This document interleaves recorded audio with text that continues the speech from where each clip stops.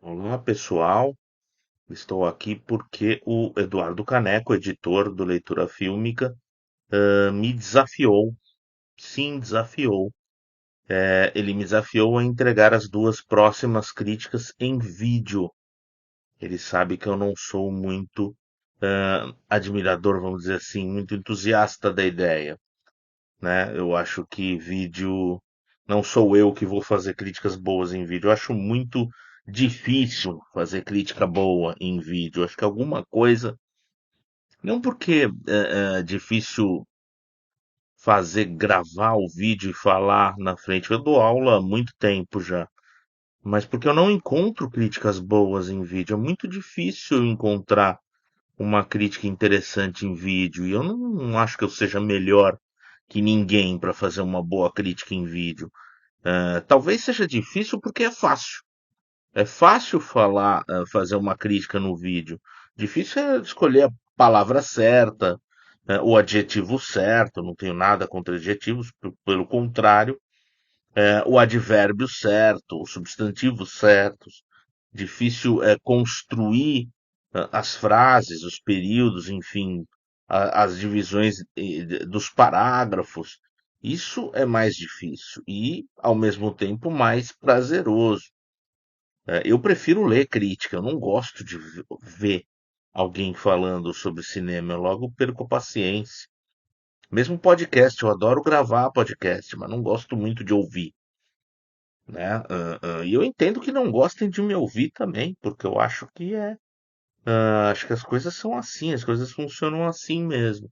Mas quem geralmente gosta de ouvir deve gostar. Então, quem gosta de ver vídeos, espero que goste de ver este vídeo aqui. E este vídeo aqui é sobre justamente o filme polêmico da vez, O Grande Sertão, né? Grande Sertão, dirigido pelo Guel Arraes, a partir do famoso livro Grande Sertão Veredas, do Guimarães Rosa. Então, já logo de cara, eu vou descartar a ideia da adaptação. Eu não vou falar da adaptação, porque o livro eu li há mais de. Nós estamos em 2024, há mais de 30 anos. Eu não vou falar de um. Não vou comparar um filme com um livro que eu vi há mais de 40, de 30 anos, né? Porque, tudo bem, se me pedirem um texto sobre adaptação, aí fala sobre como foi feita a adaptação do livro Grande Sertão Veredas pelo Guel Arraes e outras aquela da Globo, aquela dos anos 60, enfim. Se eu quiser comparar, ou mesmo só o Grande Sertão com a relação na adaptação. Eu vou lá, releio o livro, aí sim, releio o livro, tomo nota, talvez releia de novo, veja o filme, um trabalho mais demorado um pouco, mas nada que uma semana não resolva. A minha questão é com crítica de filme. O filme é um objeto, enfim, independente, é uma peça independente de arte, né? Arte ruim, no caso. Mas é uma peça, já adiantei o meu julgamento, né? Meu juízo de valor. Mas é uma peça independente do livro. Ou seja, o livro pode ser maravilhoso, mas o filme pode ser ruim. Assim como um livro ruim, um livro fracassado, um livro mal escrito, pode se transformar num filme excelente, né?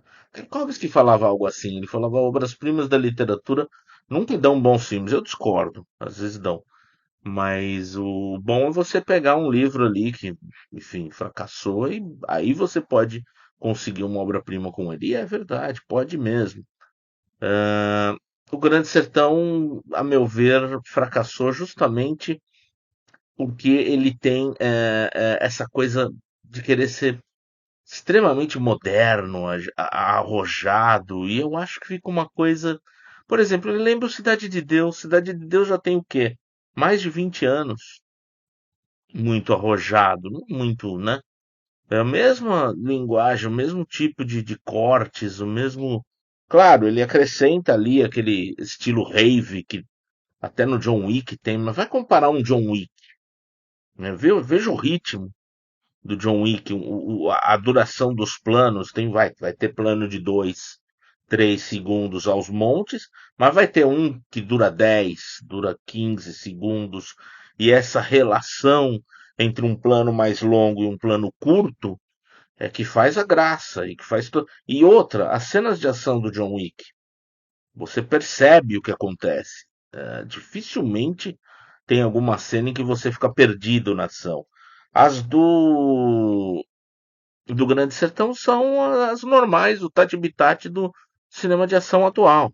Quer dizer, perder, joga a câmera lá no meio e ninguém sabe direito o que está acontecendo. Nesse sentido, não é tão ruim quanto alguns filmes de ação, até de Hollywood. Filmes recentes, da Marvel, por exemplo, em que é uma. Não dá para saber de fato quem está batendo em quem, enfim, não dá para saber nada disso, porque a câmera está lá perdida porque é mais fácil filmar assim, né? Grande Sertão até um pouquinho melhor nesse sentido, mas cai nesse erro também. Ele cai nesse erro de ah, não pensar numa imagem, num olhar, né? Ah, tem essa coisa do que é muito antiga, não é nada novo isso.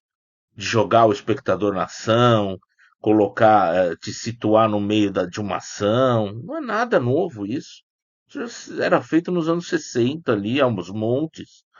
Então, me parece um filme com uma proposta equivocada, porque ele tem alguns momentos legais. Todos os filmes têm, né? Muito difícil um filme que não tenha um momento legal.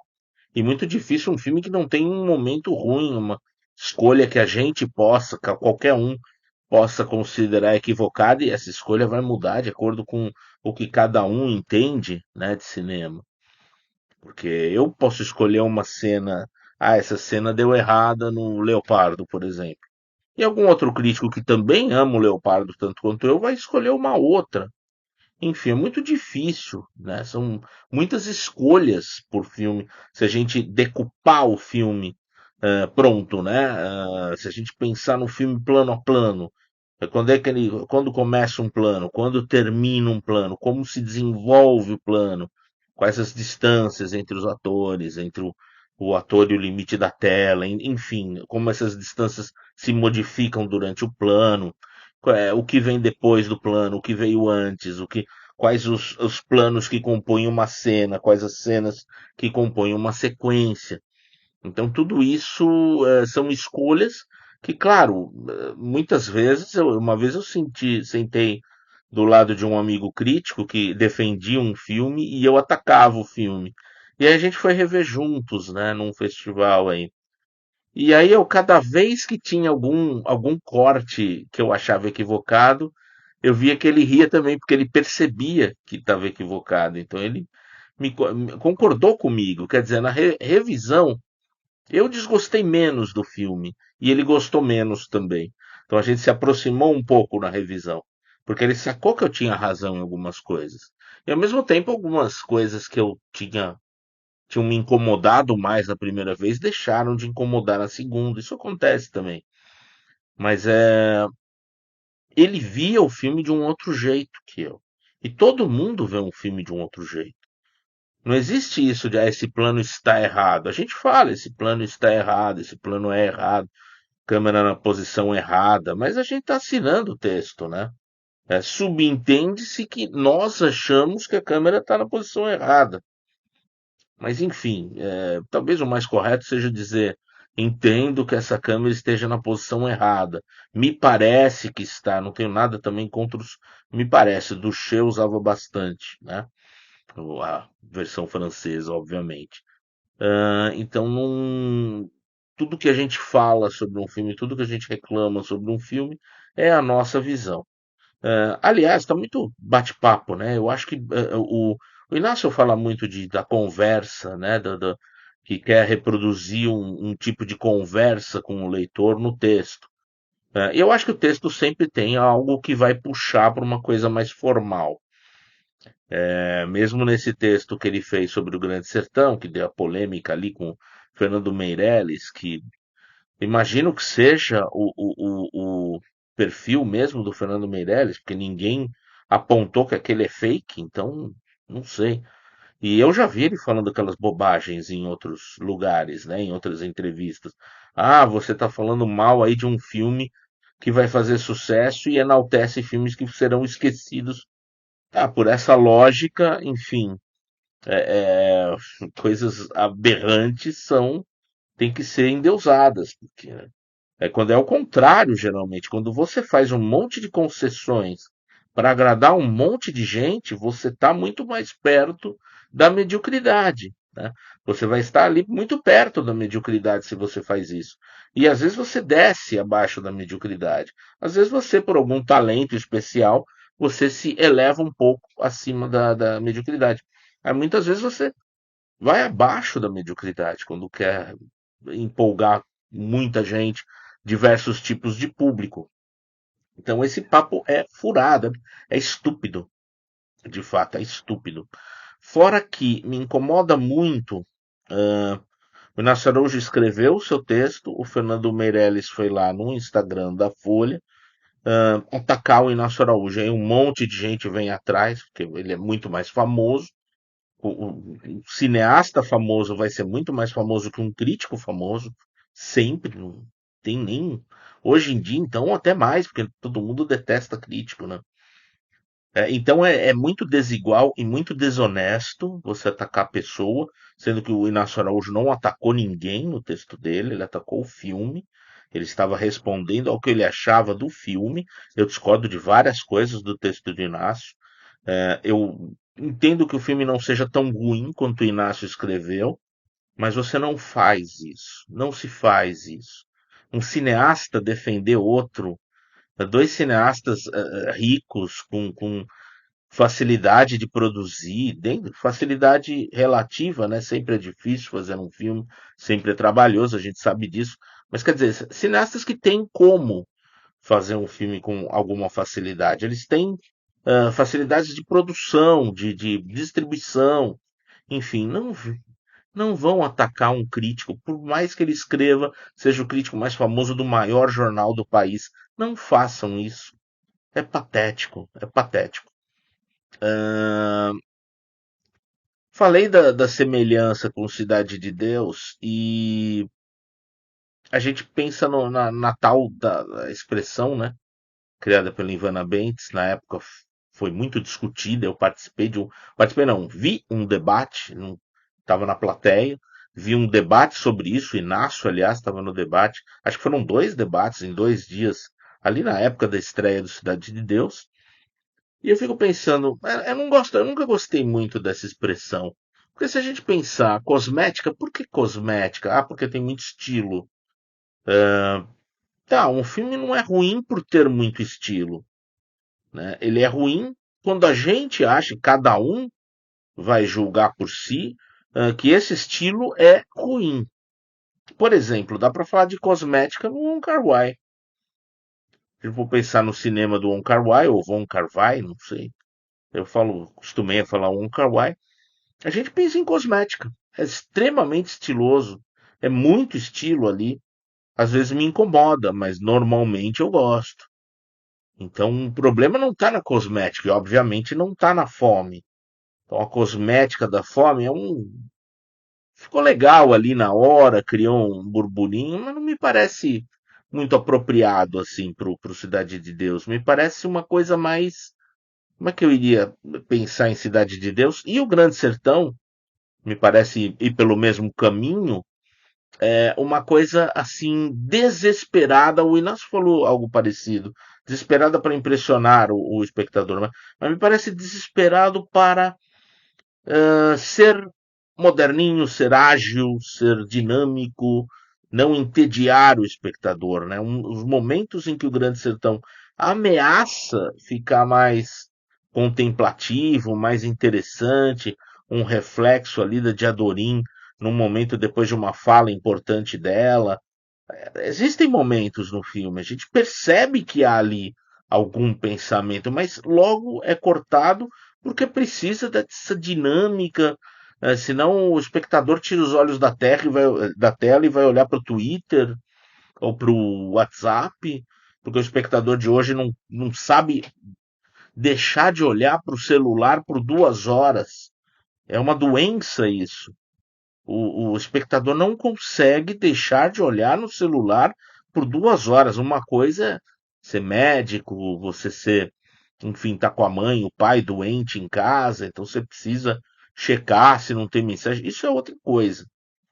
E não quer deixar no vibra, porque vai atrapalhar, claro, se tiver numa. Se bem que nesse filme não tem nem silêncio. Mas tá vendo um filme silencioso, o vibra atrapalha muito quando toca e tal.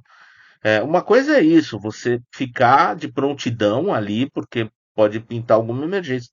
Outra coisa é essa doença de querer participar de todas as discussões, de querer participar de tudo quando elas acontecem. O espectador, esse é o espectador do Grande Sertão. É o espectador que não, ele tem que ser fisgado o tempo todo, porque senão ele vai olhar para o celular. Ele vai voltar, se voltar para o celular, olhar para o Twitter, WhatsApp, sei lá o quê, alguma rede social, algumas fotos que mandaram para ele, enfim. O espectador vai se perder, vai sair da tela grande e vai se perder na tela pequena do seu smartphone. Então, essa semelhança com Cidade de Deus me incomoda da mesma forma que me incomodava no Cidade de Deus. Né? Me incomoda no Cidade de Deus e me incomoda no Grande Sertão. E uma outra coisa é a coisa da atualização. Né? Não tem nada de errado em atualizar, em tirar do sertão e colocar numa comunidade que se chama sertão ali, uma favela. O Inácio fala em cor de viking, né? Que a gente vê tanto em filmes de viking. Não entendi muito essa coisa dele, que ele falou dos vikings, mas enfim. Eu acho que tem uma coisa no Grande Sertão que é, pensando no filme, não na adaptação, mais uma vez, que eu acho que poderia ser, que é o que eu gostava quando o filme vai para esse lado, que é a relação de Adorim e Reobaldo, né? E como essa relação muda nos dias de hoje. Porque a gente tem o risco, né, de ser transfóbico, de ser, enfim, homofóbico e uma série de coisas. Então você tem que lidar muito bem com isso. Eu não notei nada assim que possa ser considerado homofobia ou preconceituoso. Não notei nada. Só acho que poderia ser melhor trabalhada a relação. Inclusive, são os momentos melhores do filme, a relação entre de Adorim, o de Adorim e o Riobaldo. Né? Como já era na minissérie, eu lembro mais da minissérie do que do livro. Também achava isso, me impressionou na minissérie, se não me engano, era o Richelli com a Bruno Lombardi, né? Mas enfim, nem devia estar falando porque eu não lembro. Mas e crítica em vídeo para mim tem que ser assim, sabe? É mais informal mesmo. Se a questão é passar informação, aí sim tem que checar, mas eu tenho que ser honesto e falar, ó, isso eu não sei e tal. Nesse vídeo acho que eu não passei informação nenhuma, né? Mas enfim. É só o relato ali da crítica do Inácio, a polêmica com o Meirelles e tal. Está no Instagram, num post da Ilustrada.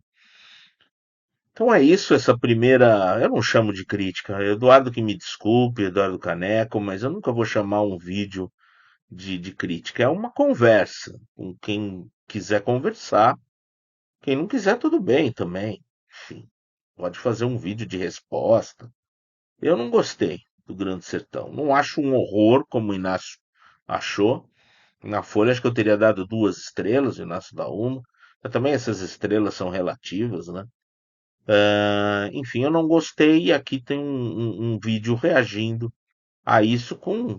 Talvez tenha algum toque de crítica, não sei. Não sei se também se eu falei tudo o que eu queria, sempre complicado isso, né? A gente faz uma colinha aqui de tópicos para não esquecer nada, mas sempre tem alguma coisa que a gente achou que dava para encaixar num dos tópicos e depois a gente esquece. Né? Isso acontece com todo mundo que faz vídeo. A não ser que faça um roteiro e tal, mas aí acho que perde o sentido de se fazer um vídeo, né? O Eduardo acho que até me deu essa sugestão, se você achar mais fácil, faz a crítica, o texto e depois lê no ar. Eu acho que não faz o menor sentido, né? Eu acho que o vídeo tem que ser uma outra coisa. O texto é um texto, o vídeo é um vídeo. Ficou meio grandinho, acho que ninguém vai ter paciência de ver inteiro, mas é isso aí. Minhas palavrinhas sobre o Grande Sertão, sem querer a- a- terminar com o filme, né? Sem querer dar conta de tudo que é o filme, mas dando conta de algumas coisas que eu pensei enquanto via. É isso, até mais.